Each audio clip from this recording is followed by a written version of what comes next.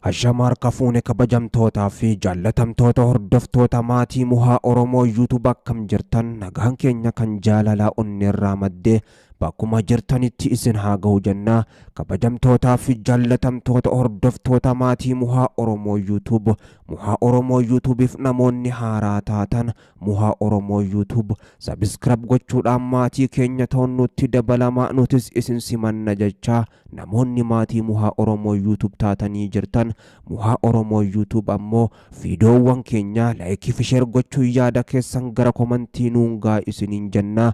Qophii keenya ammaaf qabanne kana isinitti himuudhaan hagaduma sagantaatti isin waliin kan turu an obboleessa keessan muhaa Oromooti. Hagaduma sagantaatti nu waliin turan afeerraa keenya ammas gamanumaan viidiyoo keenya laayikii sheer gochuu sin dagatinaadha.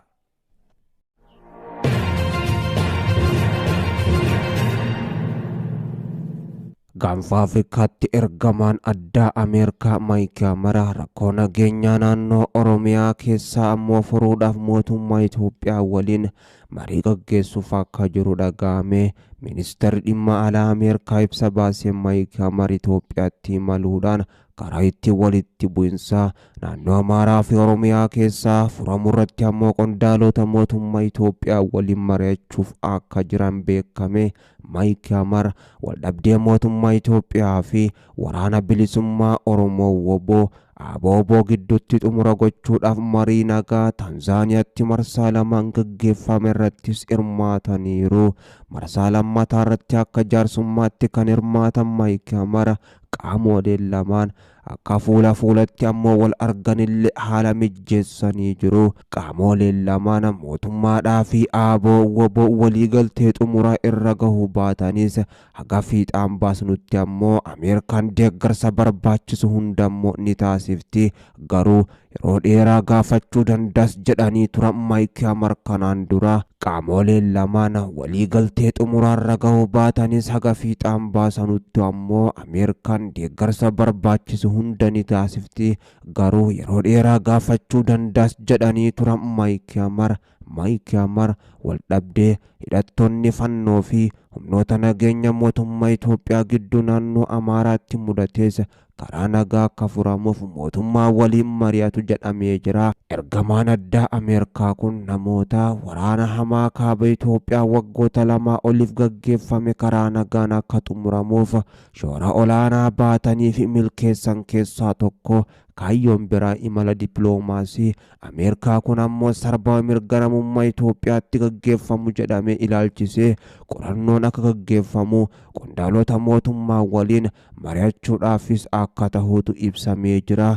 Tibbana Ameerikaan yakka jechaa nama siyaasaa Oromoo beekamaa ta'e Obbo Baattee Urgeessaa irratti gaggeeffame akka qoratamuuf deeggarsaas akka taasiftu himtee jirti. Daawwannaawwan isaanii kaleessa kan jalqabe yoo ta'u jalqabaa haala nageenya gaanfa Afrikaa irratti wantoota danqaa ta'an irratti mootummaa Keeniyaa waliin mari'achuudhaaf gara Naayiroobiitti akka imalan ibsichi himee jira. Sana booda Finfinneetti imaluudhaan hojiirra oolmaa waliigaltee Piriitooriyaa irratti mari'achuudhaaf gaggeessitoota gamtaa Afrikaa, qondaalota mootummaa Itoophiyaa fi bulchiinsa yeroo fi akkasuma kan naannoo Tigraay waliin wal argu jedhama. Dhimmoota madda wal dhabdee guddaa ta'an marii siyaasaan furuu malee ammoo gara wal dhabdeetti akka hin deebineef marii gaggeessu. Dhiheenya aanoolee naannolee lixaa fi kibba Tigraay gaafiin abbummaa irratti ka'u keessatti humnoonni naannoo Amaaraa fi Tigraay walitti bu'uun gabaafamee ture. Naannoon Tigraay ibsa torbaanota darbe keessa kenneen bulchiinsi aanoolee lixaa fi kibba Tigraay bifa haaraan ijaaramuun naannoo Amaaraa jala galan ammoo ni diigamu jedhee ture. Waliigalteen dhukaasa dhaabuu Piriitooriyaa erga mallattaa'e waggaa tokko kan darbe yoo ta'u waldhabdeen daangaa naannoo Amaaraa fi Tigraay akkasuma ammoo hidhannoo hiikkachuu humnoota Tigraay guutumatti hojittis hin hiikamne. Maayik Haamar daawwannaawwan isaanii guyyoota 10 ol turu kanaan ammoo dhumarratti gara Jabuutiitti imaluudhaan haala nageenyaa fi tasgabbii naannoo gaanfa Afrikaa irratti ammoo mootummaa biyyichaa waliin ni mari'atu jedhamee jira. Maayik Haamar daawwannaa isaanii guyyoota 10 ol turu kanaan ammoo dhumarratti gara Jabuutiitti imaluudhaan haala nageenyaa fi tasgabbii naannoo gaanfa Afrikaa irratti ammoo mootummaa biyyichaa Jabuutii waliinis ni mari'atu jedhamee jira. Gaanfa Afrikaatti ergamaan addaa Ameerikaa Maayik Haamar yeroonii fi gara Itoophiyaatti imaluudhaa fi marii gaggeessuudhaaf akka jiran beeksisan kanatti ammoo walwaraansi jabaa WBO fi mootummaa gidduutti gaggeeffamaa jirus kan durii caalaa jabaachuudhaanis itti fufee jira. WBO fi mootummaan meeshaalee gurguddoon giddu galeessa biyyattii dabalatee haga lixa Oromiyaa fi Kibbaattis lola hamaa gaggeessaa kan jiran. Mootummaan waraana bilisummaa Oromoo WBO irratti tarkaanfii fudhachaatiin jira. Opereeshinii jabaa gaggeessaatiin jira yoo jedhu waraanni bilisummaa Oromoo WBOnis ammoo gamasaatiin tarkaanfiiwwan mootummaan nan fudhadha jedhu hunda fashaleessuudhaan deebisee diina koo rukutaatiin jira.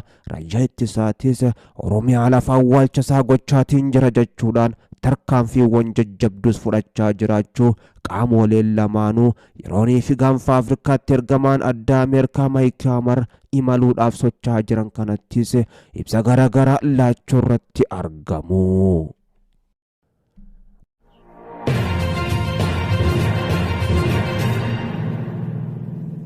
Baatiiwwan 9 darbanitti miseensonni Komishinii Poolisii Oromiyaa 4,225 ol waraana bilisummaa Oromoo WBOtti makamu sanadiin komishinichaa kan miliqee bees ammoo mul'ise.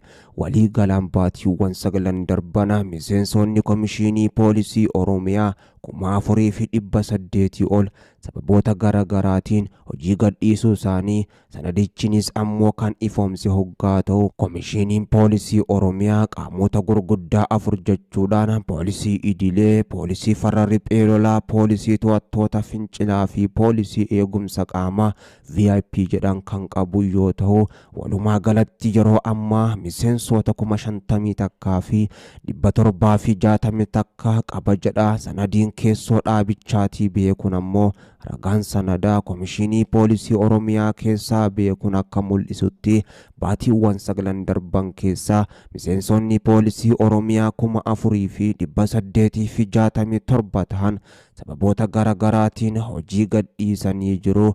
Akka sanadiin qorannoo Komishinii Poolisii Oromiyaa irratti ammoo qajeelcha olaanaa bulchiinsa qabeenya namaatiin adeemsifame agarsiisutti Komishinii Poolisii Oromiyaa keessatti haalli gallakkisa hojii irra jiru yeroodhaa gara yerootti dabalaa fi hammachaa kan dhufe ta'uusaa mul'isa.